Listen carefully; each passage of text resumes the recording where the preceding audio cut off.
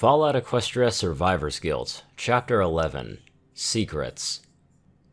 What happened in the past that was painful had a great deal to do with what we are today. William Glasser.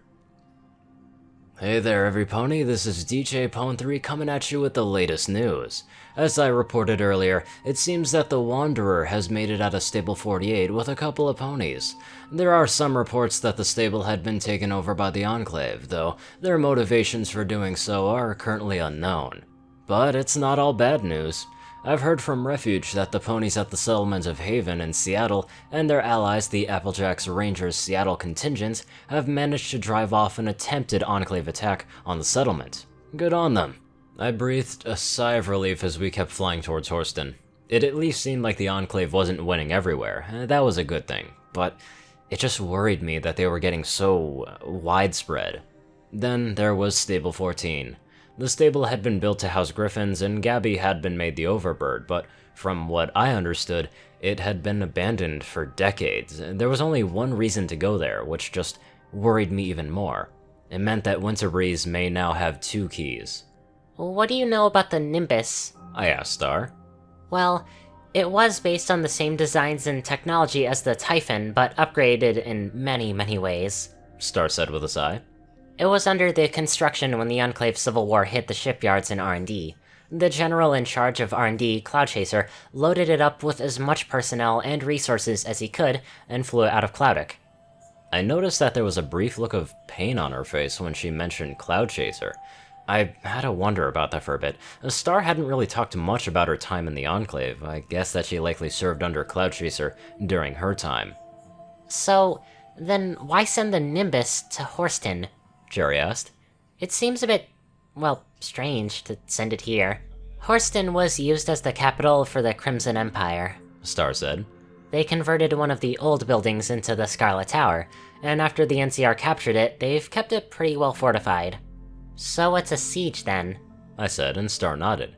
Or at least one as long as the Enclave looks for what they need around the city. Yeah, that's pretty much about right, Star said. So, what about Stable 117? What should we know about it? Well, 117 was built to test some new hologram technology developed by Rebronco, I said. The entire stable is basically one massive hologram system designed to look like a pre-war town. That's an interesting choice, Jerry commented. Yeah, it's pretty advanced technology. Windrider wanted to make sure that it was well preserved. If the technology hadn't failed, it would probably be still the same. I don't quite know what to expect other than that. Anything could have happened in the last 210 years.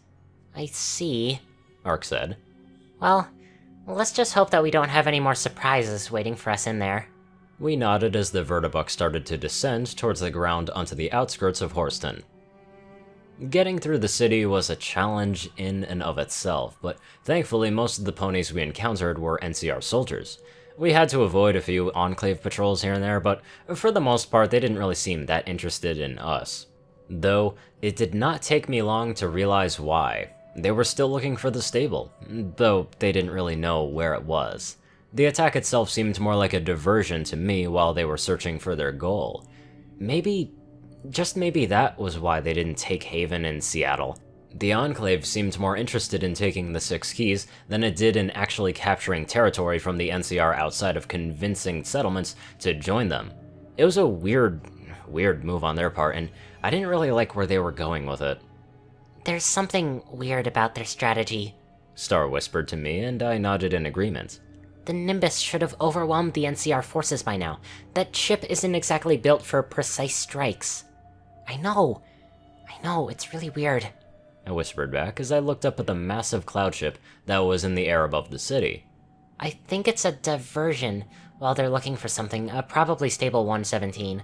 So, how do we know the Crimson Empire didn't find it and clear it out? Ark whispered to me. We don't, and neither do the Enclave, which means right now it's a race against the clock to see who gets there first, I said with a nod. So, was there any reports of the Empire using holographic technology during the war? Well, no, Star said with a shrug. The Empire was on about the same technological level as the NCR. They didn't even have power armor, let alone holograms. Okay, then the stable is probably intact. I just wonder why they didn't find it, I said. We continued on in silence towards the NCR camp. Whatever the reason was for this particular mystery, I was sure that we would eventually find out. I just had a hope that whatever it was, we would be able to beat it before the Enclave did. Because the alternative scared me more. When we reached the camp, we were stopped at the gate and searched before we were allowed inside. I was surprised to see 4 green alicorns standing around the camp and protecting it with a large shield. That's really clever, I commented as we walked past the alicorns who paid no attention to us. Oh, yeah. They were here to help dispose of the Empire's IMP stores. We're still trying to find more of it after 5 years, the stallion's voice said, and a gray unicorn stallion walked up to us with a smile and offered me a hoof. Colonel Quill, welcome to the NCR's base here in Horston. Oh, thank you, I said and shook the stallion's hoof as we all introduced ourselves. You were part of the Ranger contingent that helped defend the New Orleans Ministry of Awesome Hub, weren't you? Yep, that's right. I still have the scars to prove it too, Quill said with a nod. I never thought I'd meet a bona fide living legend though, Wanderer. Yeah, well, I happen to be in the area, I said with a light chuckle. By which she means that we think that we can help deal with the Enclave, Star said with a nod as she looked at the stallion on over. So, have they been attacking for long? On and off since they arrived. I'm still guessing that they need to conserve ammo, Quill said with a shrug. Unless you 4 have another explanation. We think that they're searching for the Horston ruins for something, I said. There's a stable built here in the city that we think that they want access to. Oh, is that all? Quill asked. Wait, do you know what they're looking for? Of course I do. You're looking for Stable 117, right? He asked and I nodded. Alright, we can work with that. Thankfully, we do have some records from when the Empire ruled Horston, and they cataloged most of the city. I think I saw something relating to that in there. Well, that was something at least. I knew the general location of the stable, but I didn't know what could have affected the area around it. Alright then, let's start looking, I said, and we got to work. You know, slaver empires have a surprising amount of paperwork. You never really think about that, do you?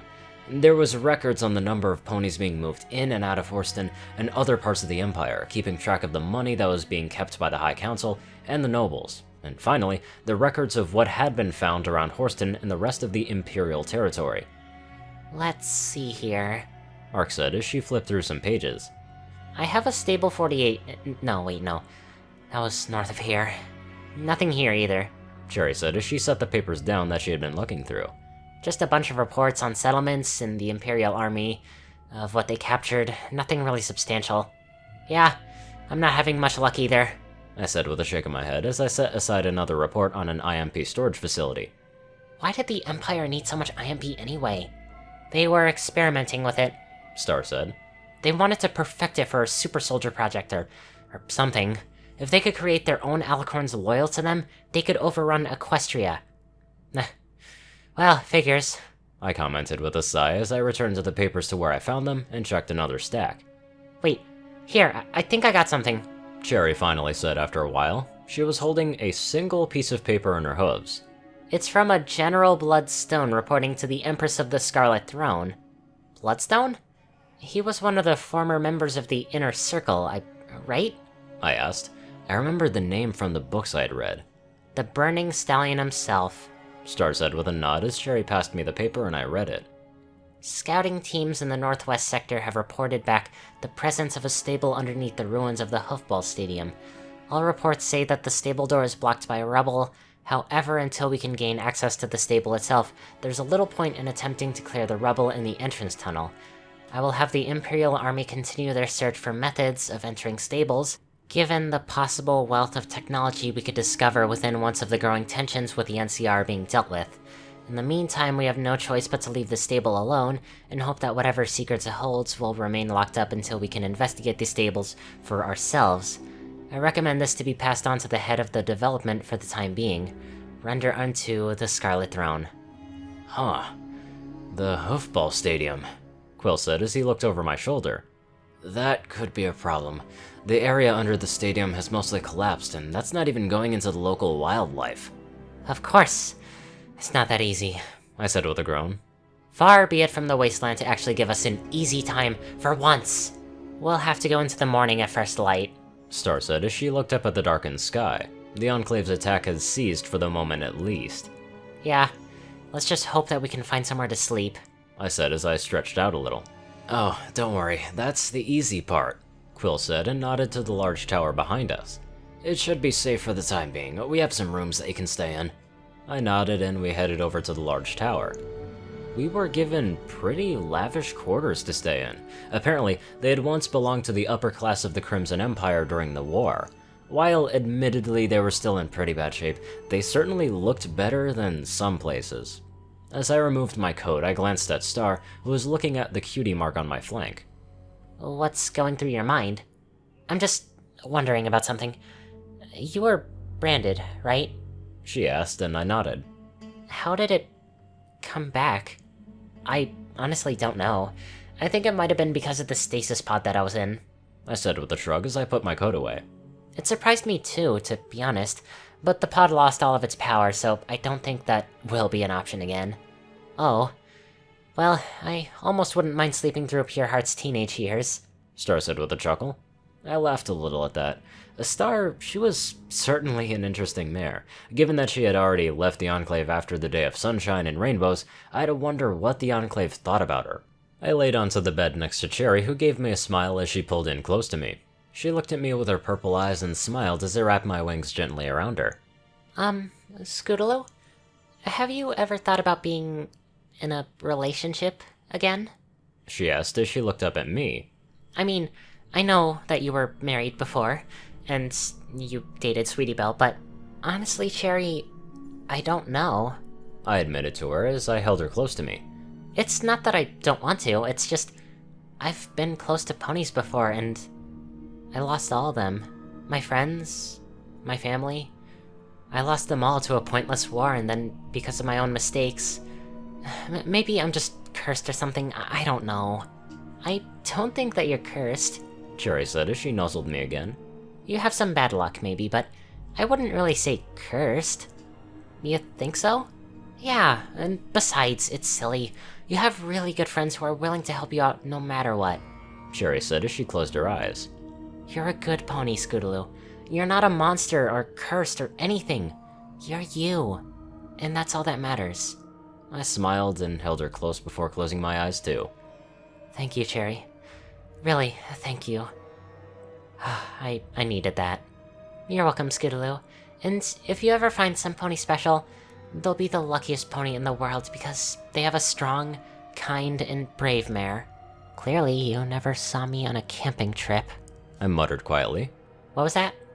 Nothing. With that, the room fell silent, and we drifted off to sleep. I really wasn't sure about what I was going to do with my life at this point, but I was just glad that I had such good friends helping me figure that out. Friendship really was magic.